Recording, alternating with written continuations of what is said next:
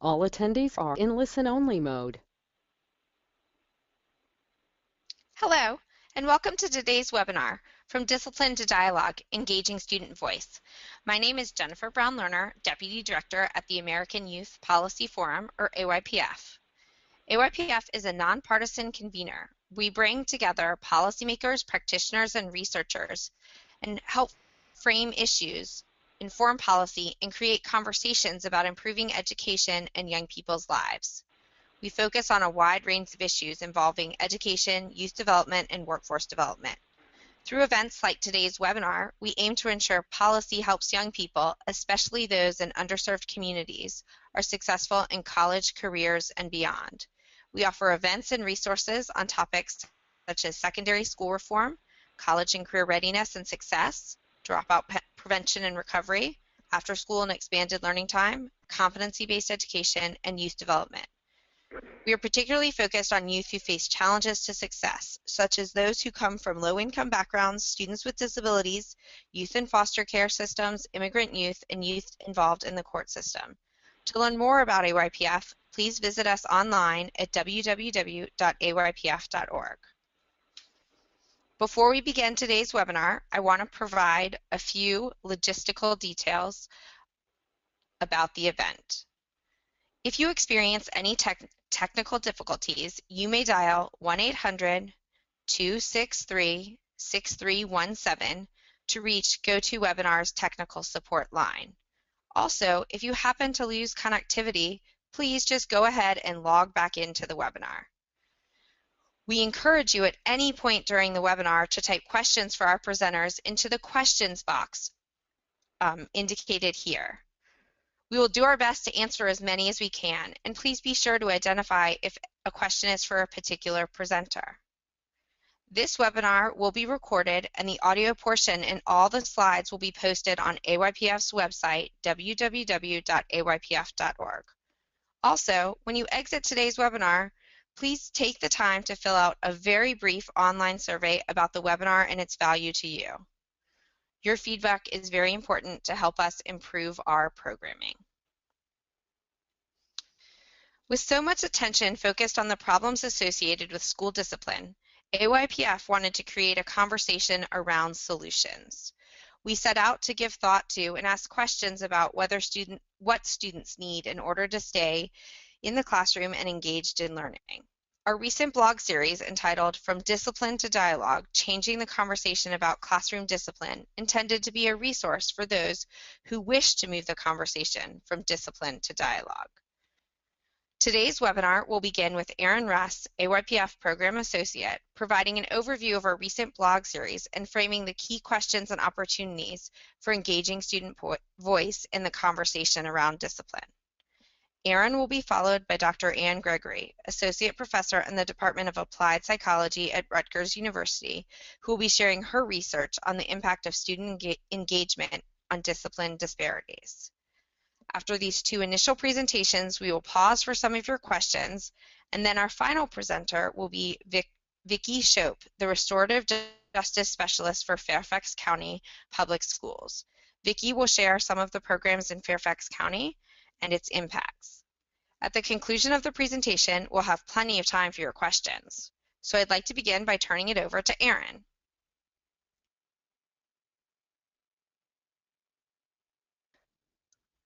Great, thanks, Jennifer. And I'd like to say welcome to our audience. Thanks for joining us today. Like Jennifer mentioned, AYPF wanted to create a conversation about school discipline that sort of moved the conversation from the problems associated with discipline towards the what's next question. We know that the problems have been well documented, and so we wanted to ask the what's next question in terms of alternatives and solutions. And so we wanted to add to the conversation through our blog series by synthesizing 4 areas around this topic.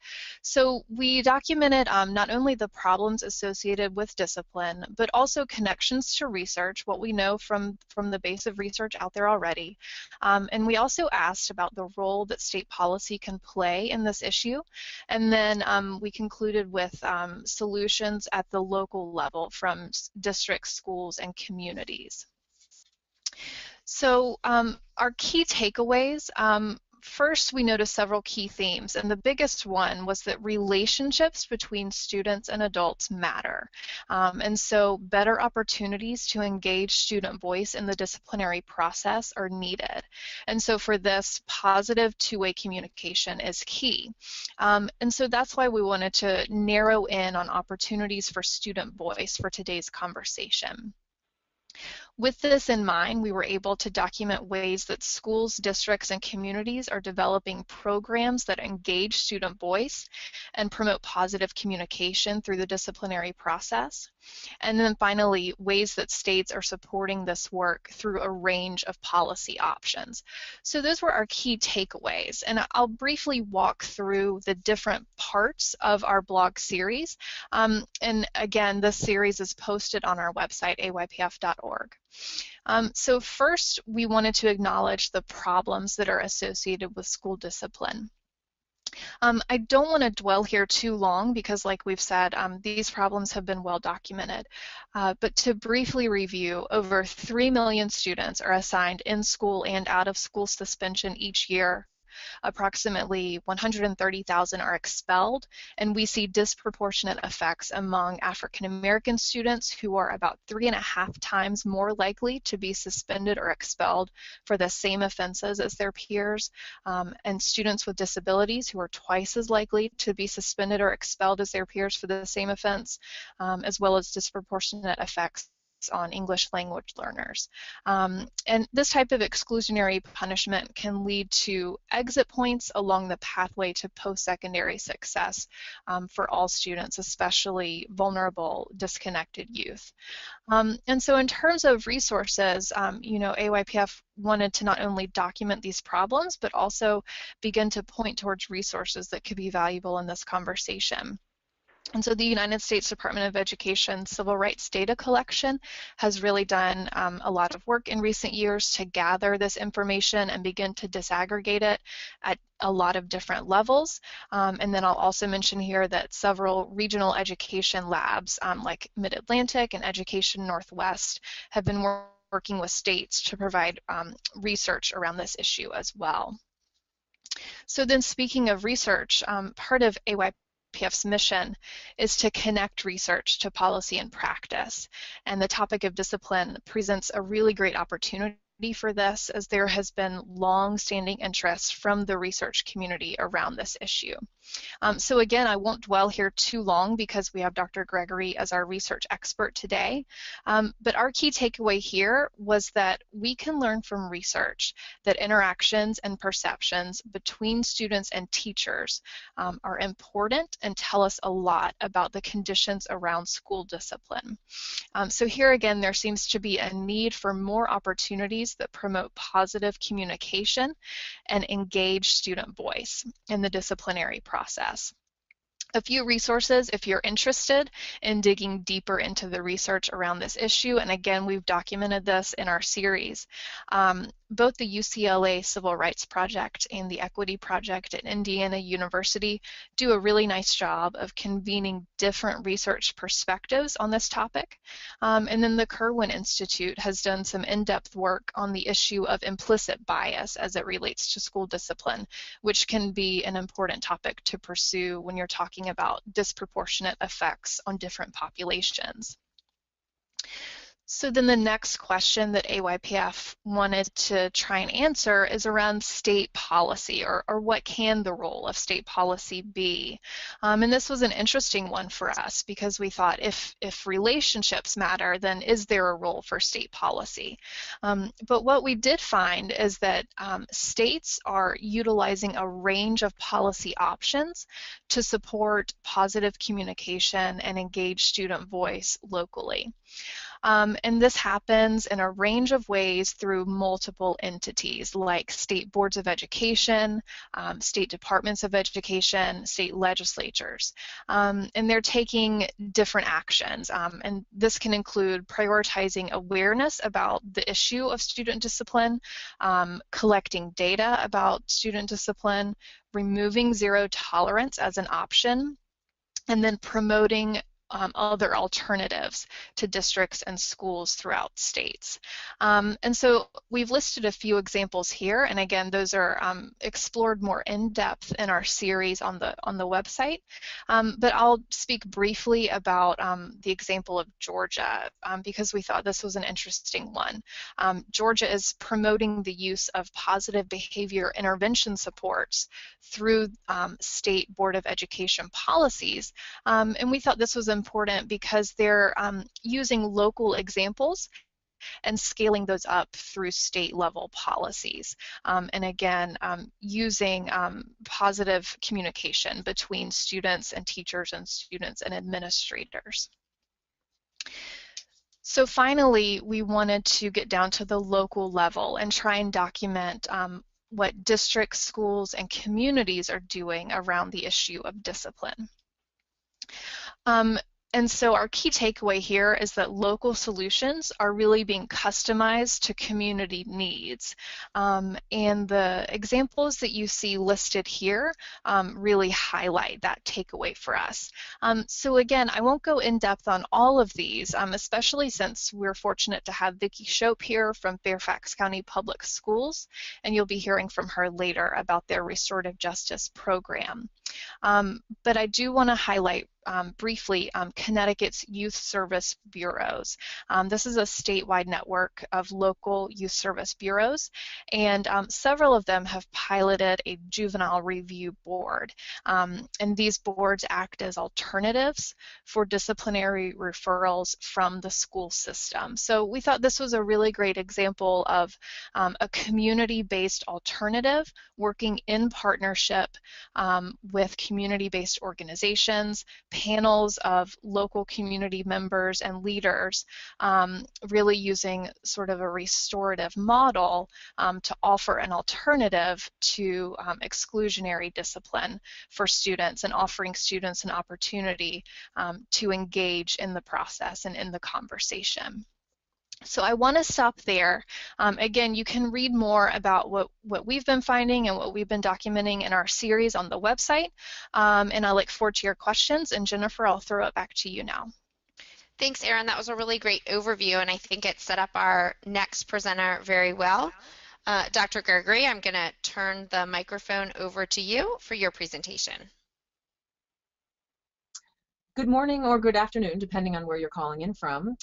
Today, I'm going to start with some big picture framing issues before going into more detail about doing interventions in schools. So I'll be building on Erin Russ's presentation that just took place.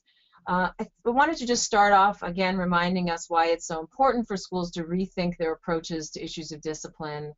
I want to reflect on some recent research related to the negative effects of school suspension, and also some recent research on racial disparities. And then I'll quickly move into discussing some of my own research and others that offer ideas for educators to reduce discipline disparities. Next slide, thank you.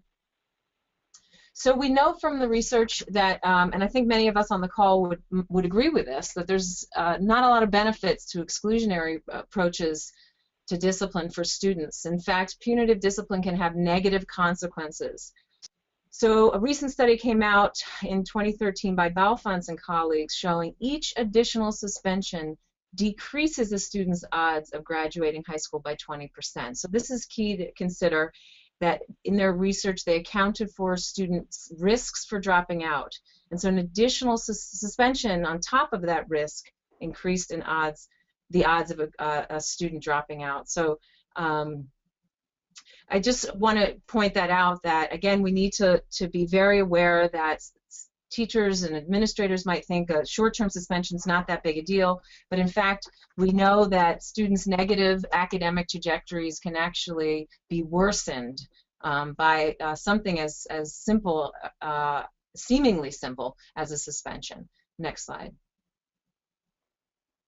We also know, unfortunately, that disparities are on the rise. And so we see here, again, from some U.S. Department of Ed civil rights data collection data, that for African American students, and they're the green line on top, actually their rate of suspension has increased since the 70s. So this is definitely, obviously, it's a persistent and worsening situation. Next slide.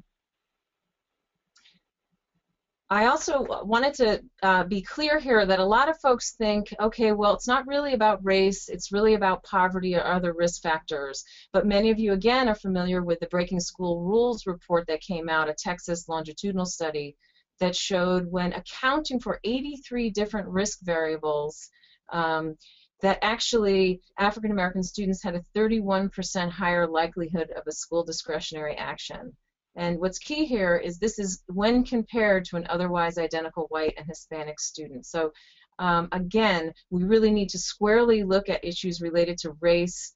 It's not all about poverty or special ed placement or other kinds of risk factors at all. We know that in many, many, many studies, race continuously remains a predictor of receiving discipline. Next slide.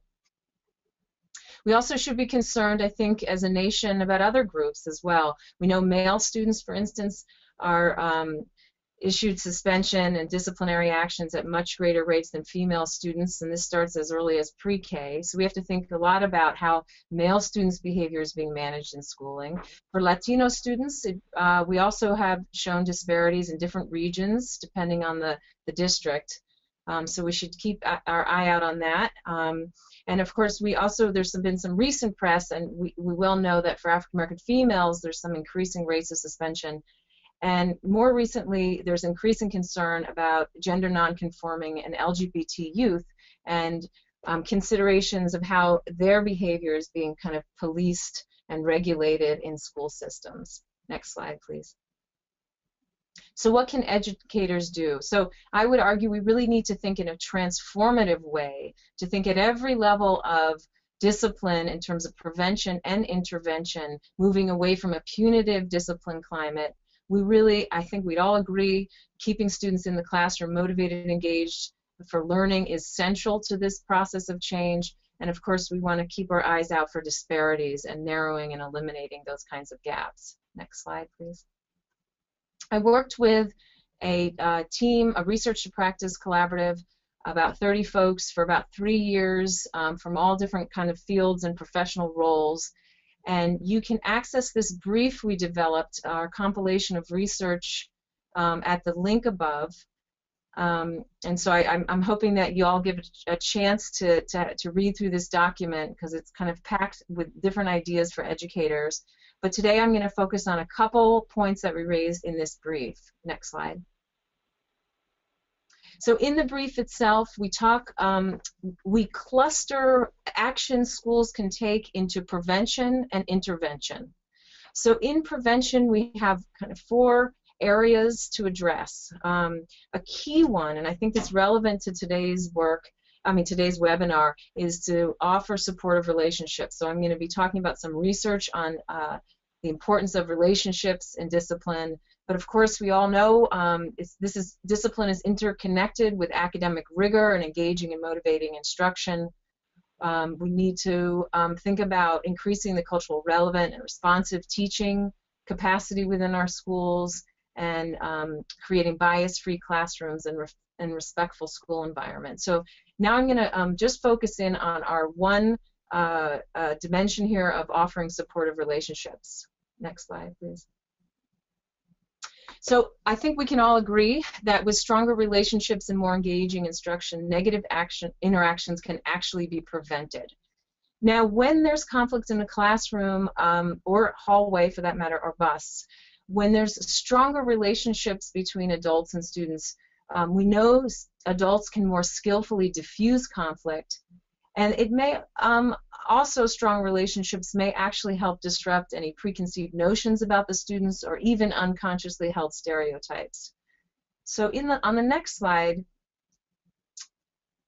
please, I wanted to just share a study that I conducted where we found that teachers who had a relational approach to discipline, so these are teachers who talked about their classroom management strategies were all about getting to know students and leveraging the relationship to elicit cooperation. So they weren't so much focused on more kind of behavioral principles of reward as much as really, really strengthening the bond or the connection on an individual basis with students. Now those teachers we found in this one study actually were seen as more trustworthy by their students, which is the middle box here. So those students reported to us that they had more trust in how the teacher's good intentions. And in turn, on many different kinds of measures we found, those teachers actually, teachers with a relational approach, had higher student cooperation. They issued fewer office discipline referrals. So this is just one study in a long line of many people's work to show the importance of relationships in terms of eliciting cooperation. We also know from social psychological research that when we believe in the legitimacy of an adult's authority, then we tend to comply. So that's another area of work that's shown strong support in the area of needing to build relationships and the legitimacy of adults' authority to reduce disciplinary problems. Next slide. I wanted to just share with you some students' words from that study in our interviews. Stuff that quotes we have here where the students were talking about their relationships with these teachers. So for instance, one of the students said he personally walks around to every table and personally shakes everybody's hands and asks them how they're doing. And this stands out again and again in all of my work where students are, this is when they're talking about kind of good teaching and good relationships, there's this feeling seen, feeling heard, feeling connected to on an individual basis, which we know is challenging given the class sizes these days. But teachers are doing it. And students are really picking up on that they feel what some folks has called a sense of identity safety in their classroom. They can kind of bring all of who they are into that room. Next slide. The students also, however, talked about the idea of teachers communicating high expectation. So it's not just these warm relationships, but it's also that academic expectations are communicated. So the middle quote, the middle bullet reads, "She's one of those teachers who will help you even if you need extra time to get work in. We all have open discussions. She's concerned for my right to learn." I think this is really important, that it's that combination of high structure and high support, or high expectations, which has really led me to do a line of work related to authoritative discipline. Those are schools that integrate student voice, they set high standards and expectations, and they offer high support. Next slide, please. So in this study here that I'm showing you the article that we published with colleagues from the University of Virginia, we showed in a statewide study that schools who had a high academic press, both from the teachers and the students' point of view, meaning that the students and the teachers felt that students were expected to work hard, to problem solve, to keep trying.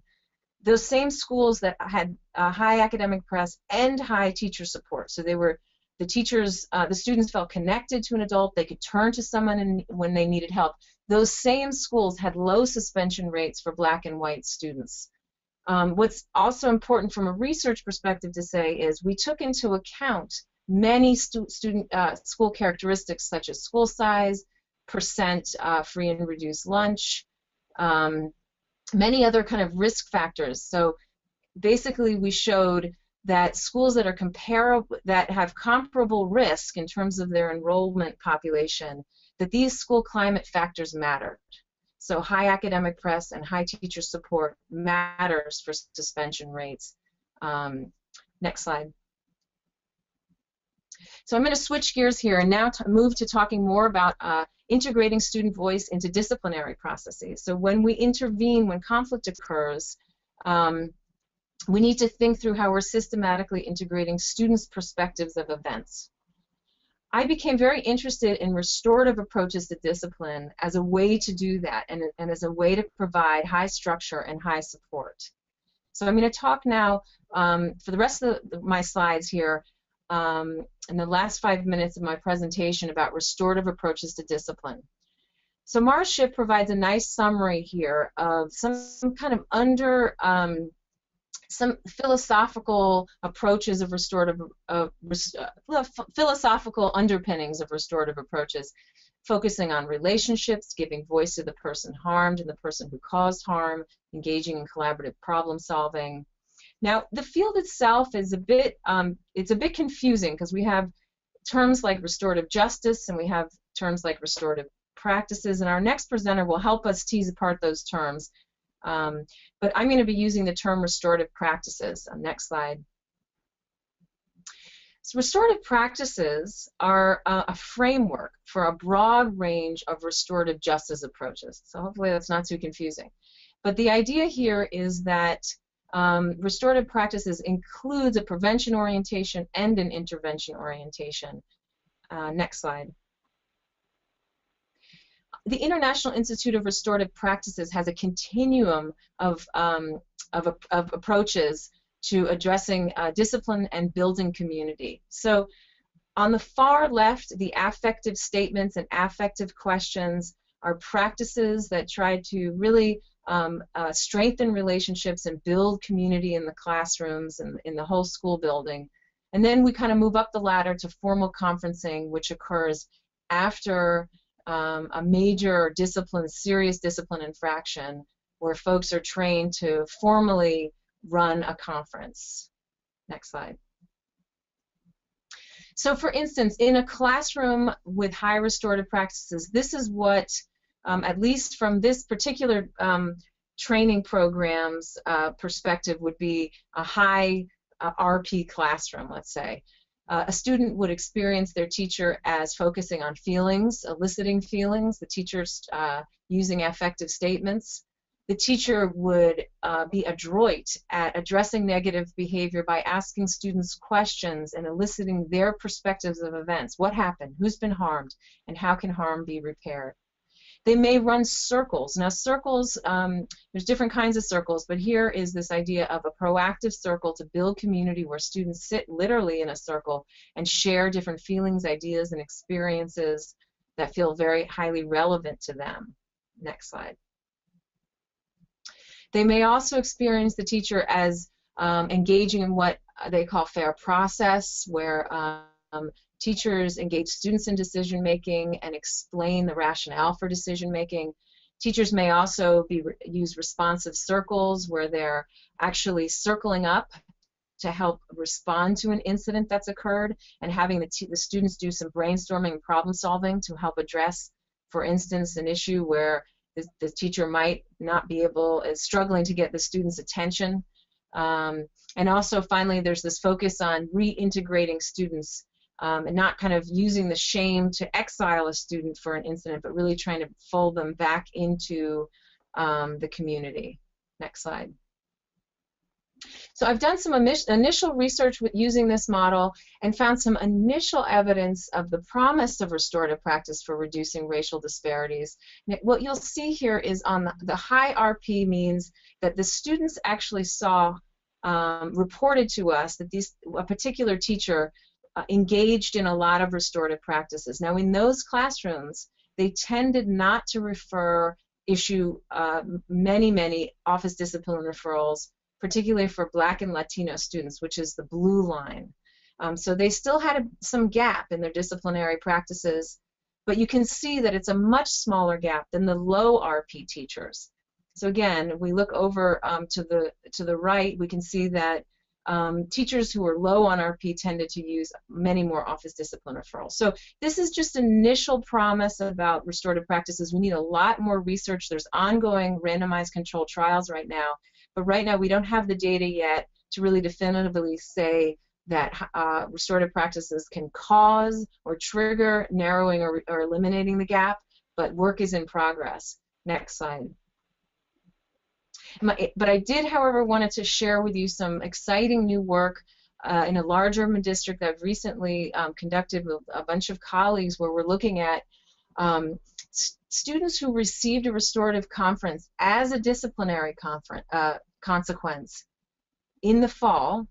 In the spring, they tended to have a lower odds of receiving future discipline referral compared to the students who never received a conference. And these analyses accounted for race and gender and income, disability status, and even reason for referral or severity of behavior and frequency of referral. So this is exciting. I think this is suggesting to us that restorative conferences can have some initial empirical evidence, which has been shown in other fields, but that restorative conferences can have a protective effect or preventative effect, and increase, reduce the odds of students being re-referred or reduce recidivism into the disciplinary process. Again, we need a lot more research, which is ongoing right now, but again, it suggests promise. Next slide. So I just wanted to finish up with some links to send you. These are links you can copy into a browser and see some videos actually of people running circles, just so you can get a better flavor of what it looks like for those of you who are less familiar with the program. Thank you. Thank you so much, Anne. That was a great presentation, and I really am very excited about the number of questions that are coming in, and encourage folks to continue asking their questions. I know folks have had lots of comments about the resources that have been mentioned, and please know that they will all also be posted on the AYPF website, www.aypf.org, as well as a recording and a copy of today's slides. So Anne, I want to start first with the research that you just shared, because there's been a number of questions that have come in. In particular, can you talk about the research on restorative practices, what age group that was used with, and also what other what indicators of restorative practice were the students asked about in the research? Sure. Okay, I'd be happy to. Thanks for your question about particulars on the study. So one of the studies I mentioned where I said this is what a high restorative classroom would look like from the student's perspective, those were items where we actually asked them those kinds of survey items. This was in high schools. It was a small-scale study in high schools where we asked students to report on teacher practices. What were they seeing that the teachers were doing that was part of the teacher's training on restorative practices? So I actually adapted a scale that that IIRP uses called their self-assessment scales. And I'm continuing to hone in on those scales and test the psychometric properties of shorter scales so it can be more efficiently administered in schools. The other research that I just pointed to in terms of restorative conferences having a protective effect, that was K-12. So we took in this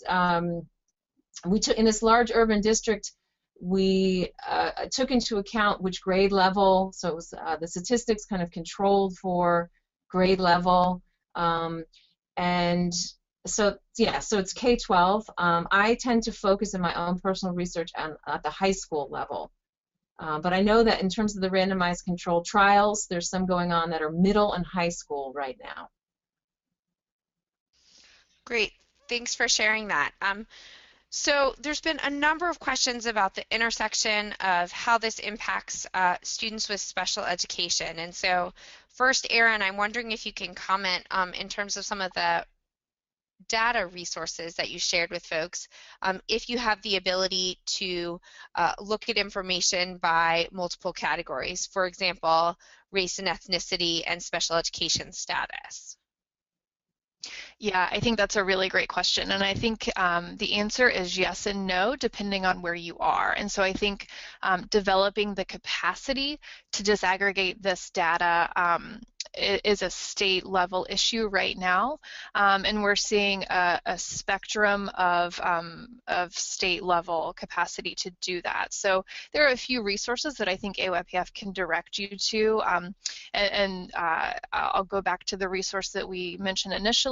UCLA Civil Rights Project has done a really great job of taking the Federal Department of Education's civil rights data collection and making it usable, but then also more states have begun to collect this data and start to disaggregate it at the state level, but more and more states are being called upon to do that.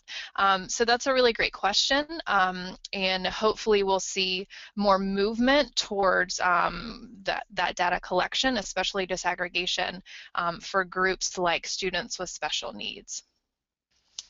And Anna, a similar question for you. Folks are really interested and curious of whether or not there has been research that's looked at particularly restorative practices in students with special needs and students in special education. I haven't seen studies that have really drilled down with a very specific focus on, let's say, self-contained classrooms.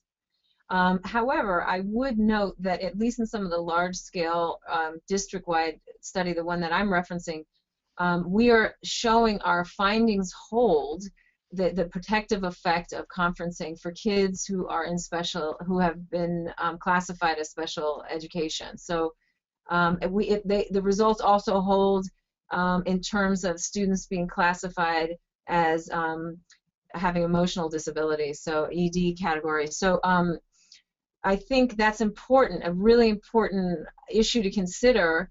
But we'd also want to think why, what would be the difference? What are the differences in special education populations? What's our theory guiding us to think that there'd be different effects for that group? That would be something that's my first question that comes to mind is, I can't, there's a broad sweep to think about all the different kinds of needs in the special ed population, but right off the bat, just from thinking kind of big picture, I would think it'd be beneficial, those kind of social and emotional learning skills that can be gained through engaging in problem-solving processes would be beneficial for the general ed and the special ed populations. No, I think that's a interesting take, and definitely many more questions raised by some of our questions today. One final question before we move on. For Anne in particular, folks were very interested also in the research you shared earlier in the presentation, particularly around the impact of relationships and student perception, as well as rates of suspension, and wondering in particular what other research has been done around the issue of supportive relationships in terms of what other outcomes it might have been linked to. Oh, that's a great question. Thank you so much. I've also been working with colleagues at the University of Virginia, where we are actually coaching teachers on relationship building and strengthening the motivating and engaging quality of instruction. And we found in those classrooms in a randomized controlled trial where teachers participated in the coaching, we eliminated the racial discipline gap in the classroom, which is really exciting. This happened in year 1 of the coaching and year 2 of the coaching. And just for people's reference who might want to look into this, the program itself is called My Teaching Partner, and we focused on discipline in the My Teaching Partner secondary research. And I can also post some resources on that through on the web as well. But I do want to say that program also found we raised achievement test scores in the intervention classrooms and behavioral engagement, and we improved positive peer interactions. So I think that the person asking the question is right on, that we need to think about multifaceted outcomes. This isn't just about trying to reduce office discipline referrals. We need to reduce them and increase engagement and achievement and positive peer and positive student-teacher interaction. So thank you. That's a great question. Thank you. And a fabulous answer too, Anne, and a fabulous transition to our final presenter, Vickie. So Vickie, we are going to turn it over to you to talk about what's going on in Fairfax County Public Schools. Hello, everyone. Good afternoon or good morning, as Anne said, depending on where you are. The first slide is just my contact information. Next slide, please.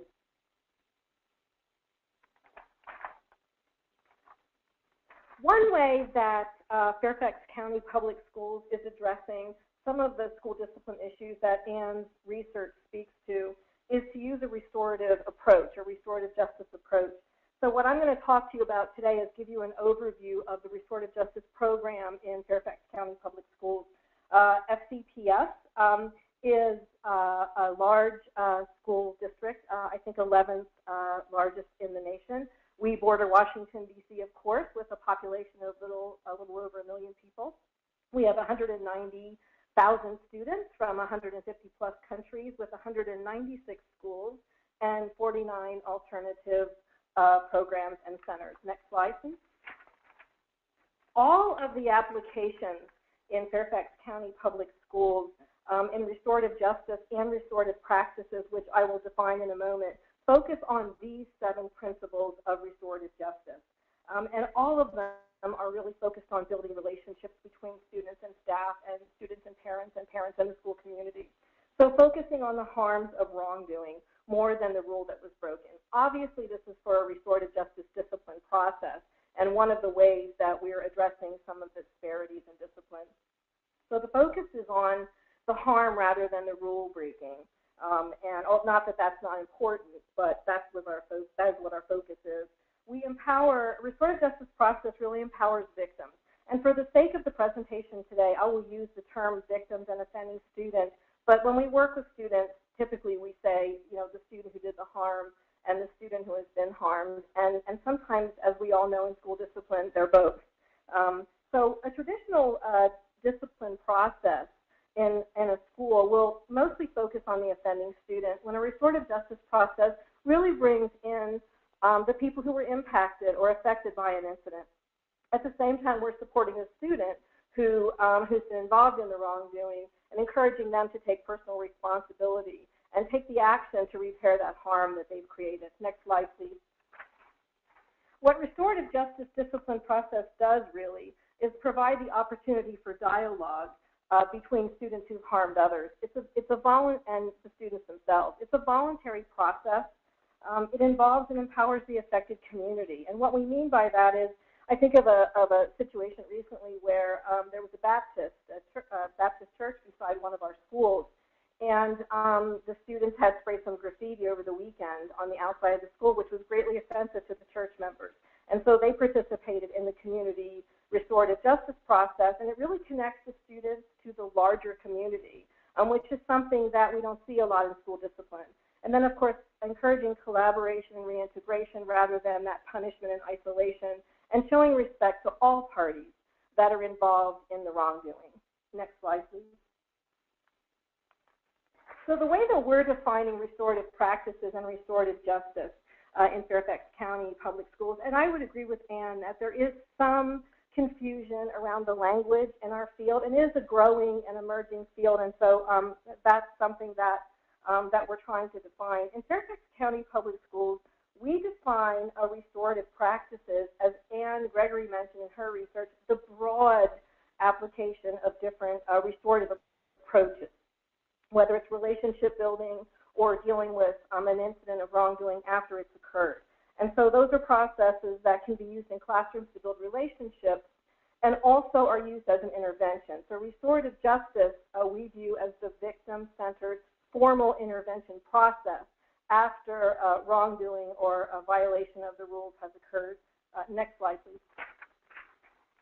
Restorative justice process for discipline became policy in SCPS last school year, 2012-13, and this is the code, the regulation, our students' rights and responsibilities, that allows administrators, in lieu of a suspension or a recommendation for expulsion in certain circumstances, to use a restorative justice process in lieu of, or in addition to, depending on the situation, a restorative justice process. So next slide, please. The continuum of services that we have available to students in Fairfax County, starting with the prevention end of the continuum, is those restorative practices in the classroom. That restorative philosophy for classroom management, training for teachers around using relationship building circles in their classroom to create greater relationships. We have some schools that have built in time for morning circles to build those relationships.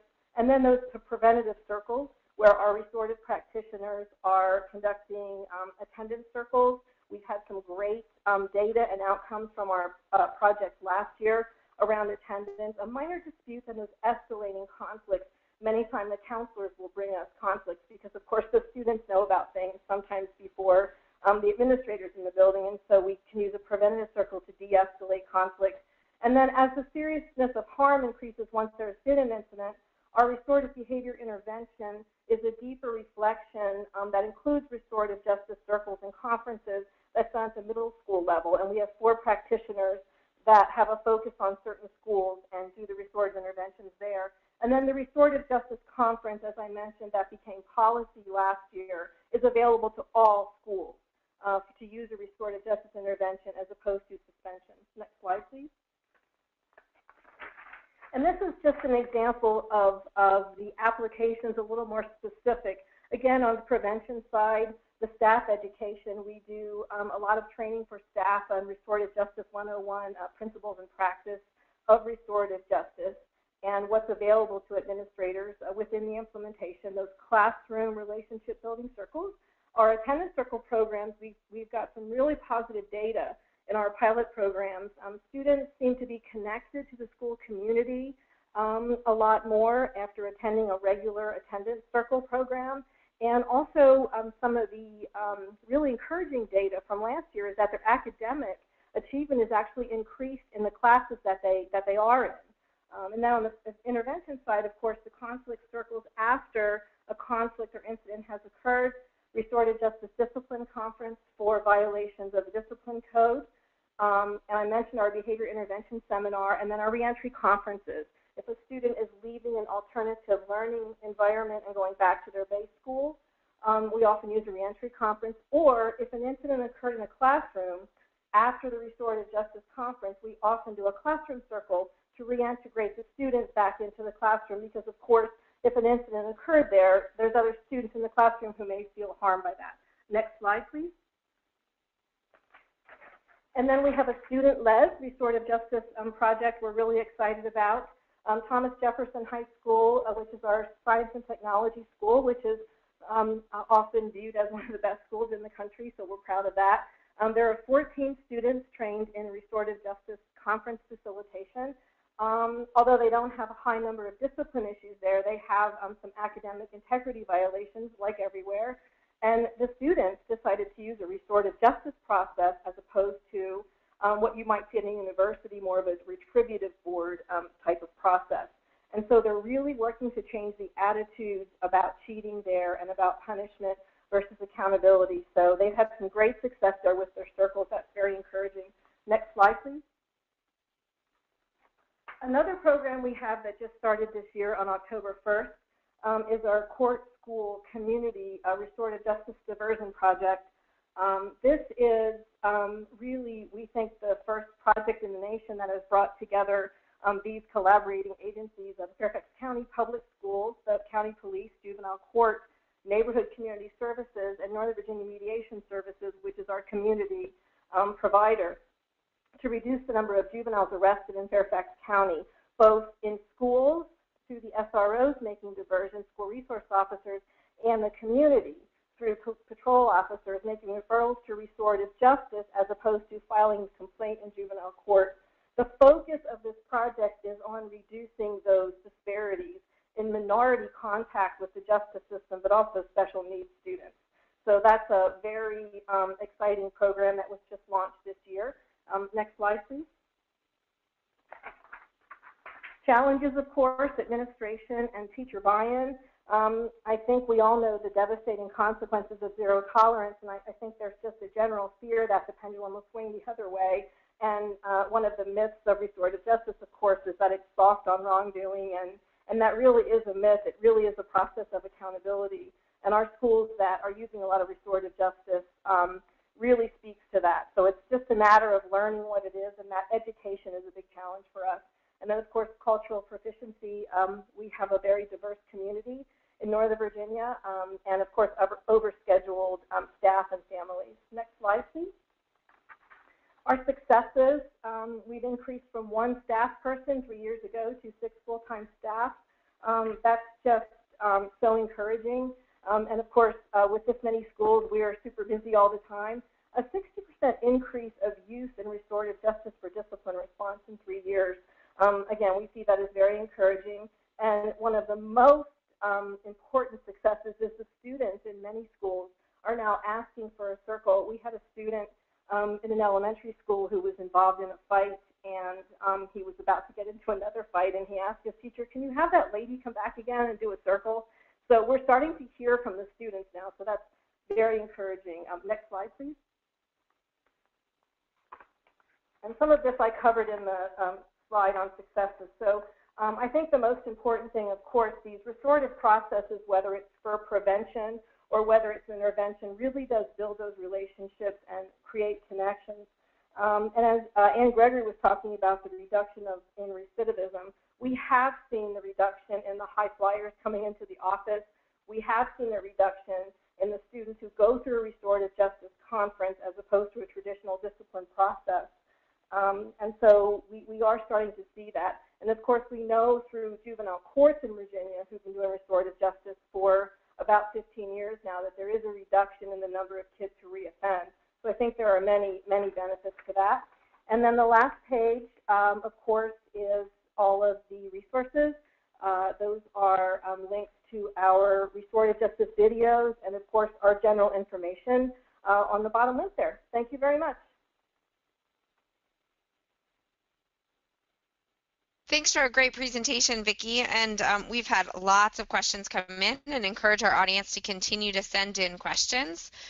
First, before we go on, Vickie, folks would like just a little clarification about when you're using some of these practices that you mentioned in particular. What's the balance of when teachers are using them versus when your team is coming in to use them? And then in particular, when are the conferences happening? Immediately or with some delay? Well, that's a very good question, and it just really depends. We have a team of skilled, trained facilitators that do most of the restorative justice conferences for discipline, and that is a cadre of facilitators that we send to a school if there's a restorative justice process after there's been an incident, unless that particular school has their own trained team. Of course, the long-term goal is to have every school have a trained team, but right now we're not quite there yet after 3 years. So if the school has a team that has certified restorative justice facilitators, they could send it to their own team. If not, we send a team in, and that happens within a day. If it happens later in the day, we have a facilitator out the next day to start the process. So if it's for discipline, it begins that same day or the next day. Teachers would use a restorative, use restorative practices in their classroom. For example, those relationship building circles. That would happen in the classroom, and we have different levels of training based on the different needs. So teachers may go to a restorative practices training where they learn how to use those skills in the classroom and how to facilitate a classroom circle, where our next level of training for facilitating restorative justice is several different layers of training above that. So it just depends on the school and how advanced they are with their implementation plan. Great, that was really helpful clarification. And Vickie, one more question specifically for you. Folks are really interested in the data collection that you're doing. In particular, what information are you collecting? Who's collecting this information? And I'm curious in particular if you've noticed any impact on attendance. Yes, and we are very early in our data collection. We have some data from our projects last year, our attendance circle projects, and we do know that students were coming to school on a more regular basis, but these were very small test groups done at a few high schools, and so that's very encouraging, and other schools are trying that now. The students are coming because they're more engaged. Most of the schools are calling them breakfast clubs and starting every Monday morning with a relationship building circle. That's how those programs are going. That's very early research. The data that we're collecting is we're actually collecting everything we possibly can and trying to understand, what data we're going to need. But we have a very extensive data collection system in place now. Our practitioners that are out in the field report their data every week. We report everything from whether or not a teacher did a restorative intervention for discipline. We actually have codes in our discipline reporting system where administrators can, check the code that they used restorative justice as opposed to a traditional discipline. So we're collecting the data. We haven't aggregated the data yet. I don't think we're there yet. We hope to have that in a few years, but we're collecting everything that we possibly can so that when we're ready to pull that data together, we will have it. Thanks. It sounds like you guys are very busy, and in a few years we'll have some really interesting results, perhaps for us to discuss on a future webinar. Yes, we hope. So I do want to involve the rest of our panelists and encourage you, our audience, to continue to ask questions. There's been a lot of questions come in particular around training and skills for teachers, whether it be a restorative justice approach or practice, or broadly sets of skills and abilities that teachers need in order to build supportive relationships. So I'd like to throw the question first to Anne to talk a little bit about what the research might be saying in terms of effective training practices, areas of emphasis, particularly for teachers. And then also if there's been something different that's been focused on for folks that might work outside of the school system, perhaps in a after-school program or a youth serving program.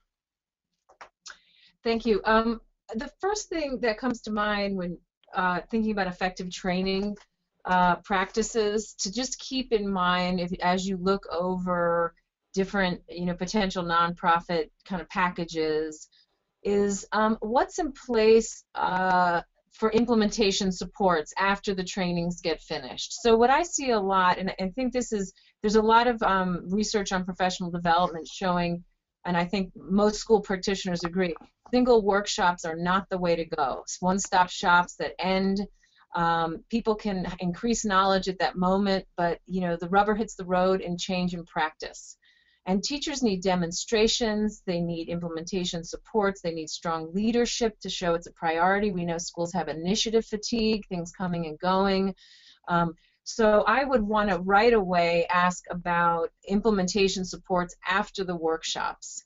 The other thing I would want to know about is, are there professional learning groups associated with post-workshop or other kinds of peer learning processes that can occur where teachers can get very close to their practice. We know that folks can retrospectively talk a lot about what's going well or not well, but the closer to the actual instructional practice and the the exchanges in the classroom, the better the PD is going to be. So, for instance, we use, in some of the work I do, we use a lot of videotape. So we have teachers videotape their classroom instruction. For instance, teachers could videotape them running community building circles and talking through running a conference. They could use videotape and reflect on those tapes.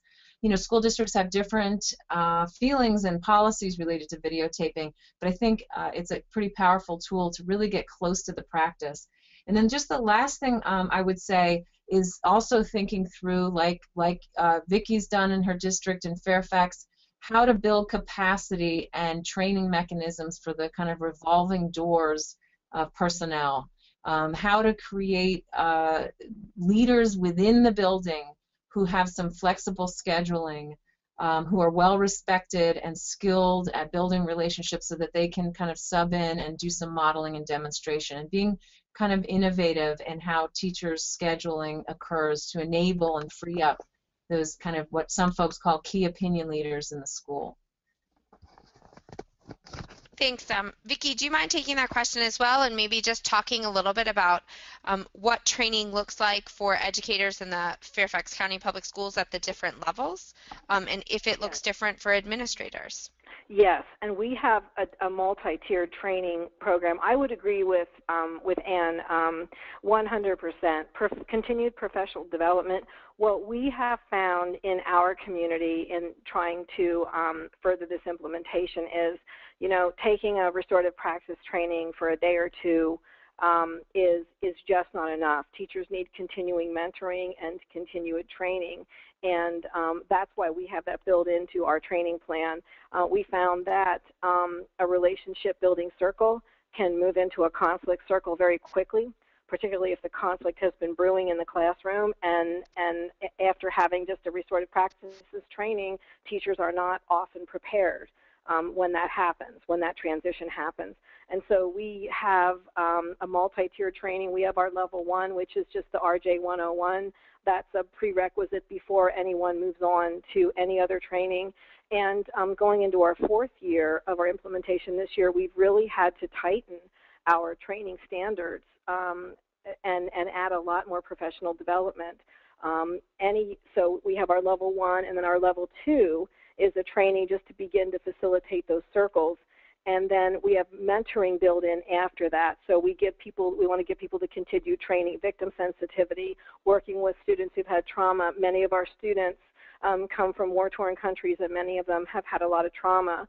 And we know that's true across the country with our students. And so we want to build that in as we train not only classroom teachers in using restorative practices, but our facilitators in facilitating a restorative discipline process.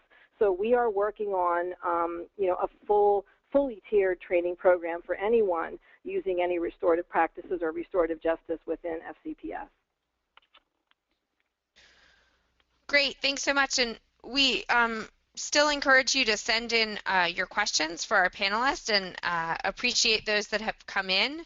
And in particular, folks are really interested in the My Teaching Partner tool that you mentioned. Could you share just a little bit more about the work that you've been doing with that program? Sure. This program has been developed from all the way from pre-K to 12th grade. It's a coaching program. Teachers are assigned to a coach who reviews their videotaped instruction and works closely with them over, they actually excerpt certain segments of the video to show what high quality interactions look like and what the components of engaging instruction are. So we actually use what's called the classroom assessment scoring system, or the CLASS, to as a foundation for viewing the instructional tapes that are sent in. So teachers participate every month in a cycle where what we call coaching cycle, where teachers send in videotapes. They actually meet with their coach on the web, so it can be kind of a distance learning process. Then they kind of set targets and actions that they'll work on, and then they submit more videotape a week later, so you can get a feel for that. So for resources for that program, again, this program comes out of the University of Virginia through a place called CASTLE, the Center of Advanced Study of Teaching and Learning, CASTL. And you can find a lot of resources about that program that's being rolled out in all kinds of schools and settings across the nation and even internationally. Great, and we'll be sure to post a link to the site on the AYPF website as well. So we have an interesting question, and I'd love for all the panelists to take a stab at this one as you feel comfortable, and maybe Vickie, we can start with you. Folks are wondering what the intersection of or some of these practices are with culturally relevant teaching practices and training related to culturally relevant teaching practices. Vickie, is that something you might be able to answer? Well, I think that's a really good question, and it's something we're looking at more closely this year in our implementation, working with staff in FCPS that that does cultural diversity training, and trying to get our facilitators and our restorative justice practitioners as much of that training as possible. And Fairfax County is a large county with a lot of different programs. So our teachers have a lot of different things coming at them in the classroom, including, the cultural learning environment. And so we're trying to work within those other programs to get as much training as we can. But that is an issue that I think we're all looking at, and something we're trying to focus on a little bit more this year as our initiative grows. And working within our county trainers and using them to help us to try to be as culturally diverse and actually aware as we possibly can as we use these processes in classrooms and for discipline. And Anne, is that something you might be able to talk about from your perspective as well? Yes, I think this is a key question in the next 5 years or so of doing work. We really need to figure out how racial justice intersects with restorative justice. We need to figure out how positive behavioral intervention supports. Many schools are using PBIS. People are now integrating, making hybrid models with restorative practices. So that said, I would back up and say, I think the seeds of cultural responsiveness are in restorative approaches to discipline. I think we might need to explicate them more. so that it's clear that, for instance, if integrating student voice and student perspective and understanding their experience of the world in the classroom, that's all in restorative practices. But I think we need to be clear that what that suggests is teachers need to be savvy and recognize cultural similarities and cultural differences. So it's almost like restorative practices, I think, it's kind of in the background culturally relevancy, but we need to bring it to the foreground and also think about how processes of implicit bias, etc., could still intercede with our ability to do restorative practices well, or even assigning who gets them. So I recently, in some of the research I talked about at that large urban district, I wanted to know, are certain kids getting access to restorative practices, or restorative conferencing rather, some getting shuttled to them and others away. And what we found was African American and Latino students were actually receiving restorative conferencing if they were sent into the discipline system at higher rates than their peers. So in fact, the district had from knowing the district, it's very conscious of racial disparities. And so it may be affecting who gets kind of sent where. But again, at all these little decision points in who gets what access to, high quality restorative approaches, there can be places where harsh treatment or racial bias could affect who gets what. The good news was that in that one study I'm mentioning, folks who have historically been overrepresented in discipline were actually being sent quite frequently into conferencing if they were referred, which is good news in my perspective. Great. And Erin, I'd ask this question to you, but also perhaps from a slightly different perspective. We started this conversation and framing this around engaging student voice. And so as we think about putting students at the center of this conversation and the questions that we ask throughout our blog series, what can we take away in terms of ways and opportunities in which we can engage student voice in some of these challenging issues, and even perhaps even selections of strategies or processes? Sure, I think that's a great question and a great way to bring us back to where we started in this conversation. And so I want to address the issue of cultural competence and cultural competencies by saying that I think a lot of districts and a lot of communities in particular have asked the question of how to engage student voice by first asking the question of who are your students, and trying to assist educators and professionals in engaging in the culture of students and families, and engaging in student voice that way by first understanding who students are culturally in order to hear them and to be able to listen to them through an educational and in a disciplinary setting. And so, there are a few examples of how that's being promoted through professional development. To go back to that question, districts, district administrators have a choice each year, a certain number of hours and dollars to use for professional development, and we're seeing increasingly that they're choosing to engage educators or give educators the decision of going through cultural competency training or community bus tours to take teachers into the neighborhoods of their students to get a better sense of who their students are coming into the classroom.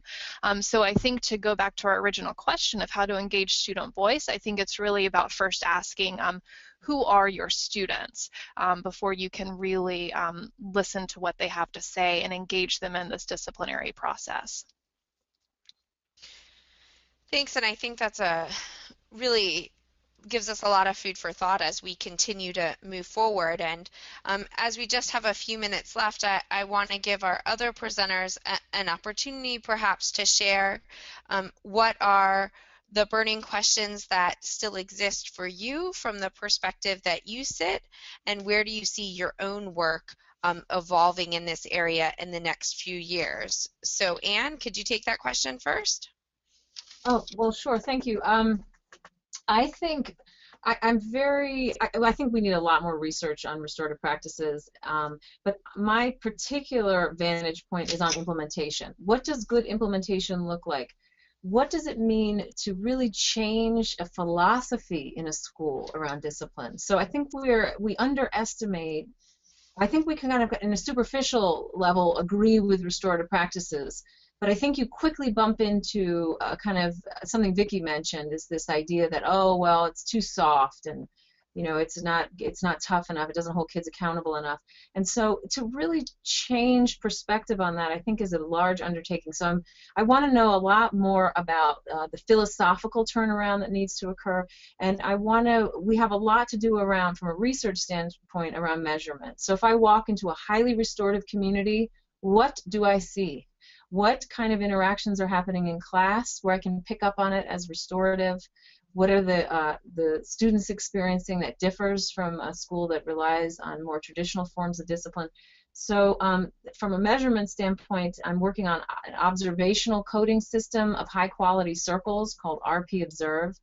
And I'm also working on what, student report of what it would look like. And then I'm also developing a coaching model, because I think we also need to keep pushing on implementation support. So what kind of coaching do teachers need to implement restorative practices better? And how can we, use some kind of empirically tested instruments to help guide the coaching? Thank you. Wow, that sounds great, and things that I really look forward to seeing as they're developed and can be so critical to this field. And I'm particularly encouraged by the engagement with students on their perceptions and their receptions of a lot of this work. Vickie, can you tell us a little bit about what the future holds for Fairfax County Public Schools? Well, that's a good question. Of course, our hope, we've seen so much growth in our Restorative Justice Initiative in 3 years, and more schools adopting the practices. And so, of course, we hope that will continue. We see that just growing and growing. So our hope is that will continue. But I do agree with what Ann said about my big question is how that looks, is changing the attitudes, really that change in thinking about school discipline, and how we deal with wrongdoing with juveniles, both in school and the juvenile justice system. And I think that ties really closely to student voice. I think we're all hearing so much about student voice and how we need to engage student voice, but I think that's a little frightening to some people, because I think that challenges the traditional view that, the adults in the building are in charge. And so I think student voice is right along with that changing attitudes, that once we begin to understand and hear the student's voice in a more fair way, we'll see those shifts start to happen. But I think that's the challenge for me, is as much as we say we want to hear student voice, it's very difficult to break through and actually hear this, to give the students an opportunity to have their voice heard. So that's my big question, is how do we do that better? And how do we engage student voice in a way that adults can hear, and that students can be seen in the way that they just need to be seen in order to be successful? Great, thanks. And I think that's a burning question for AYPF as well. And I'm going to let Erin Russ give one final thought before we close out today's session.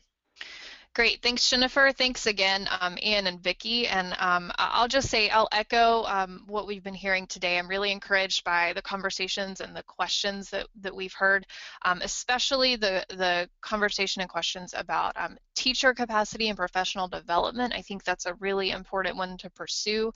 And then role of administrators as well. I think that's really important. In addition to the appropriate role for policy at different levels. If we're talking about engaging student voice and offering alternatives to zero tolerance discipline, then what should the role of policy be at local, state, and federal levels? And then if we're talking about offering more opportunities for student voice, then how can we make sure that we're actually listening to our students, just like Vickie said, and make sure that we know and understand their expectations as well, and continue building that two-way relationship between students and adults. And I just want to once again thank all of our presenters today for really excellent conversation and presentation. You gave us a lot to think about, as well as a huge number of very relevant resources to this conversation. And to our audience, thank you for tuning in and for engaging in this great conversation. Your questions were excellent and really thought-provoking. In our effort to hear your voice, we ask that you fill out the survey that will pop up on your screen as you exit today's webinar. And of course, a recording of today's session, along with all of the resources and slides, will be available at www.aypf.org. Thank you again, and we look forward to seeing you on a future AYPF event.